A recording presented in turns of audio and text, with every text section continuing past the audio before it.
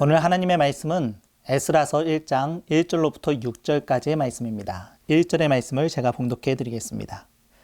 바사왕 고레스 원년에 여호와께서 예레미야의 입을 통하여 하신 말씀을 이루게 하시려고 바사왕 고레스의 마음을 감동시키심에 그가 온 나라에 공포도 하고 조서도 내려 이르되. 아멘.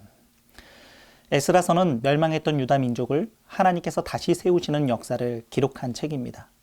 나라가 망하고 이방 나라에 끌려가 살던 유다 백성을 다시 예루살렘 땅으로 돌아오게 하시는 하나님의 역사를 기록한 책이라 할 수 있습니다. 돌아와 파괴된 하나님의 성전을 새로 건축하게 하시고 잊어버렸던 예배를 회복하게 하시며 또 잃어버렸던 신앙의 순수성을 되찾게 하시는 그런 이야기가 바로 이 에스라에 담겨져 있습니다. 특별히 오늘 이 본문 말씀 속에 에스라서는 바사왕, 그러니까 페르시아의 왕이죠. 고레스 원년에 선지자 예레미야를 통해서 주신 하나님의 말씀이 이루어지고 있음을 선포하고 있습니다. 여러분, 예레미야에게 주신 말씀이 무엇입니까? 예레미야 29장 10절에 여호와께서 이와 같이 말씀하시느니라. 바벨론에서 70년이 차면 내가 너희를 돌보고 나의 선한 말을 너희에게 성취하여 너희를 이곳으로 돌아오게 하리라. 그 하나님의 말씀이 이루어졌다라고 오늘 본문 1절은 선언하고 있는 것입니다. 우리 하나님, 신실한 하나님이신 줄로 믿습니다. 약속을 지키시는 하나님이신 줄로 믿습니다. 비록 우리가 때로는 고통의 터널을 지날 때가 있고 한없이 하나님의 때를 기다려야만 하는 그런 어려움이 있을 때도 있지만 우리 하나님 반드시 약속을 지키시고 후이 넘치도록 축복하여 주시는 좋으신 분이신 줄로 믿습니다. 그런데 그 약속이 이루어지는 하나님의 방법을 보면 때로는 참 독특하실 때가 있습니다. 우리의 생각으로는 상상할 수도 없는 그런 방법으로 하나님의 역사가 이루어질 때가 있다는 것이죠. 오늘 에스라서의 시작이 그렇습니다. 1절에 바사왕 고레스 원년에 여호와께서 예레미야의 입을 통하여 하신 말씀을 이루게 하시려고 바사왕 고레스의 마음을 감동시키심에. 바사왕 고레스, 이방 나라의 왕이죠. 페르시아의 왕입니다. 그 왕이 어떻게 하나님을 접하게 되었고 또 어떻게 알게 되었는지는 정확하게 모릅니다.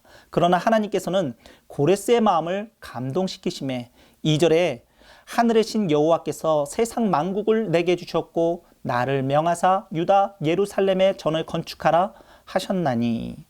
하나님께서 이방 나라의 왕 고레스의 마음에 감동을 주시고 그 입으로 직접 하나님께서 이 모든 세상 만국을 내게 주셨다라고 고백하게 하셨습니다.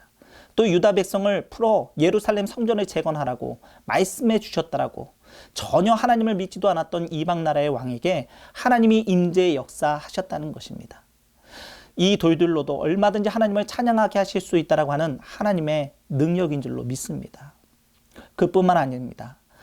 하나님은 포로로 잡혀있던 이스라엘 백성들의 마음도 감동시키십니다. 5절에 이에 유다와 베냐민 족장들과 제사장들과 레위 사람들과 그 마음이 하나님께 감동을 받고 올라가서 예루살렘에 여호와의 성전을 건축하고자 하는 자가 다 일어나니.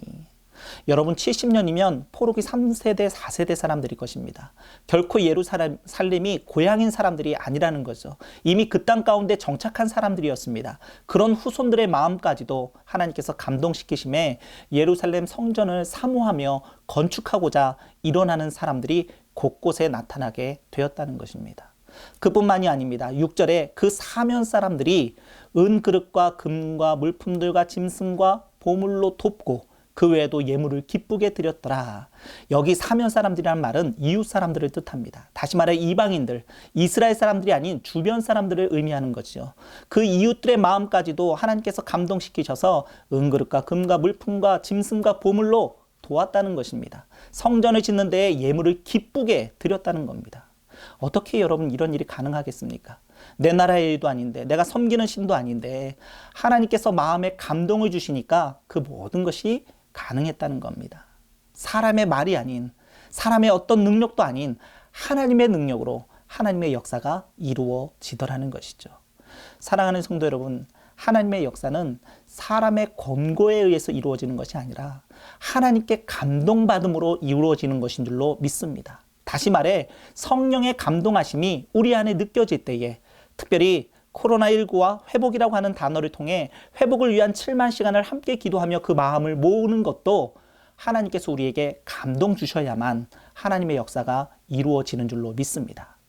그 믿음으로 오늘도 기도에 헌신하며 힘쓸 수 있는 저와 여러분의 하루가 되시기를 주의 이름으로 축원합니다.